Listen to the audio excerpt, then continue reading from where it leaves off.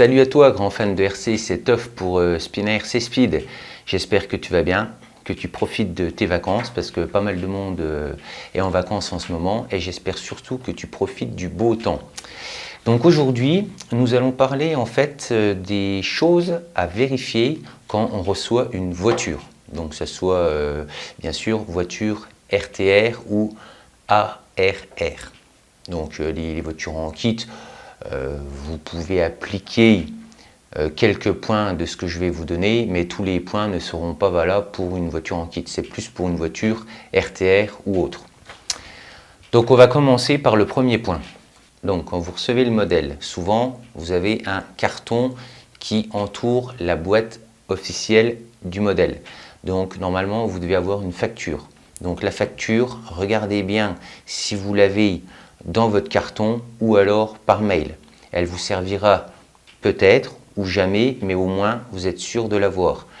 Si admettons il vous manque une pièce ou quoi que ce soit, ou l'électronique vous fait défaut à un moment, vous aurez la facture pour prouver votre achat et faire marcher votre garantie. Donc ça c'est le premier point important, vérifiez si vous avez votre facture. Ensuite, on va parler du carton du modèle.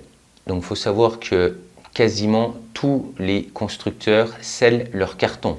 Ça veut dire que vous avez un autocollant qui fait office également de garantie, comme quoi normalement le carton a été vérifié et qu'il ne manque rien dans le contenu. Donc si admettons vous achetez une boîte que l'adhésif est déjà coupé, ça veut dire que votre modèle a été ouvert. Donc après c'est peut-être voulu par le magasin où vous l'avez acheté, mais sachez que à partir du moment où c'est ouvert, il est possible qu'il vous manque des pièces ou que ce qu'il y a à l'intérieur ait été remplacé ou des choses comme ça. Donc vérifiez bien si vous avez le label entre guillemets garantie du constructeur. Et pour ces deux premiers points, vous pouvez également filmer votre déballage, ne serait-ce que pour prouver que au moment où vous avez ouvert, je ne sais pas, une partie du matériel était endommagée, il vous manquait des pièces ou quoi que ce soit. Donc des fois, ça peut faire office, entre guillemets, de preuve. Voilà pour le deuxième point. Donc, le troisième point, en fait, c'est un peu la continuité du 1 et du 2, sans mauvais jeu de mots. C'est, vous allez en fait vérifier tout ce qu'il y a dans la boîte. Donc, admettons, vous ouvrez votre manuel, vous checkez si tout ce qui est dans le manuel est compris dans la boîte ou si, admettons, l'annonce où vous l'avez acheté, il y a vraiment tout le matériel qui vous était livré. Si, admettons, ils vous disent qu'il y avait un chargeur, une batterie, que vous ouvrez votre modèle et qu'il manque le chargeur et la batterie, bon, il y a un problème, il faut contacter le vendeur. Donc une fois que vous avez vérifié que tous les accessoires sont dans la boîte, vous allez pouvoir sortir votre modèle et on va s'attaquer à celui-ci. Donc premièrement, avant de vérifier que toutes les vis soient serrées, on va le démonter. Parce que logiquement, on vérifie si les vis sont serrées, mais dans certains modèles, il faut démonter, je ne vous le cache pas. Donc on va démonter. Donc pour ce point, on va s'attaquer plus à la voiture en elle-même. Donc tout d'abord, pour vraiment les débutants, vous pouvez vérifier que toutes les vis sont serrées. Il faut savoir que ce n'est pas parce que c'est un modèle prêt à rouler que tout est correct. Donc en gros, ce que vous allez faire, toutes les vis qui sont logiquement dans du plastique, il n'y a pas trop de problème. Donc vous prenez un petit tournevis, vous vérifiez si c'est serré. Donc surtout, vous ne serrez pas non plus comme un bœuf. Vous vérifiez juste si la vis n'est pas vraiment desserrée, mais vous ne forcez pas, quoi. Si vous voyez que c'est serré, ce n'est pas la peine d'aller plus loin, quoi. Et pour toutes les vis qui sont dans des choses en métal, vous allez essayer de les dévisser. Si vous voyez que ça ne vient pas, ne forcez pas trop, mais si vous sentez que dès que vous tournez, la vis vient, c'est pas bon. Donc, pour chaque vis qui se trouve dans du métal, vous allez mettre du frein filet dessus. Parce qu'il faut savoir qu'avec les vibrations, quand votre voiture va rouler, vous allez perdre des vis. C'est clair et net. Si vous ne vérifiez pas ça, 3/4 des vis, au bout de 1 ou 2 runs, vous allez les retrouver au fur et à mesure dans la pelouse ou sur la route, quoi. Donc le mieux, c'est de prévoir ça. Vous mettez du frein filet et vous revissez correctement sans serrer comme un bœuf, comme d'hab. Toujours respecter, entre guillemets, les couples de serrage.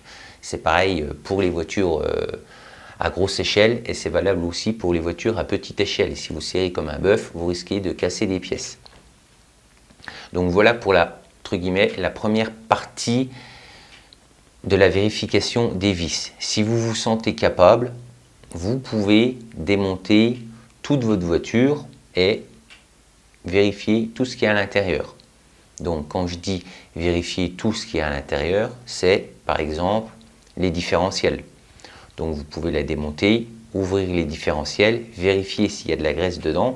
Il faut savoir que chez certains constructeurs, il n'y a pas de graisse dans les différentiels. Donc le mieux, vous les démontez, vous vérifiez s'il y a de la graisse. Et si toutefois il y en a, c'est bien pour vous. S'il n'y en a pas, eh ben, au moins vous pouvez faire entre guillemets le réglage que vous voulez en fonction de la conduite que vous allez faire et la façon dont votre voiture, vous voulez qu'elle réagisse. Également, vous pouvez vérifier les amortisseurs. Pareil, dans les amortisseurs, souvent, il n'y a pas d'huile ou très peu d'huile. Et également, vous pouvez vérifier si vos amortisseurs ne fuient pas. Il faut savoir que sur certains véhicules, vous allez rouler 1 ou 2 runs et puis vous allez commencer à perdre de l'huile avec vos amortisseurs. Tout ça parce que soit c'est mal serré, soit les joints ne sont pas corrects, ou alors il y a vraiment un autre défaut dans l'amortisseur. Ensuite, concernant l'électronique, souvent vous avez un variateur brushless programmable et dans la notice vous avez logiquement les réglages par défaut. Donc je vous invite à les vérifier. Si vous pouvez le faire bien sûr, c'est de vérifier si les réglages par défaut sont conformes à ce que vous avez sur votre voiture. Car il y a des constructeurs qui disent voilà c'est réglé comme ça, comme ça, comme ça, et au final vous apercevez le jour où vous voulez programmer votre variateur que c'était pas du tout ça. CF, la vidéo que j'avais fait à propos de l'OSI.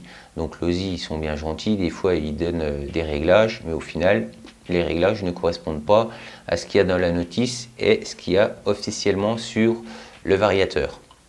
Donc vérifiez bien ça. Également, avant de rouler, vous allez brancher votre voiture et vous allez vérifier vos fins de course. Donc quand je dis fin de course, c'est souvent pour les directions. Comme ça, quand vous tournez à gauche ou à droite, vérifiez bien que le cerveau ne force pas. Parce que même sur maintenant les 3/4 des modèles, que ce soit débutants ou experts, bon bah expert il n'y a pas de problème, mais les débutants, vous pouvez régler les fins de course. Donc c'est souvent des petits potentiomètres sur votre télécommande. Donc vous allez juste aller tourner plus ou moins quand vous tournez votre volant.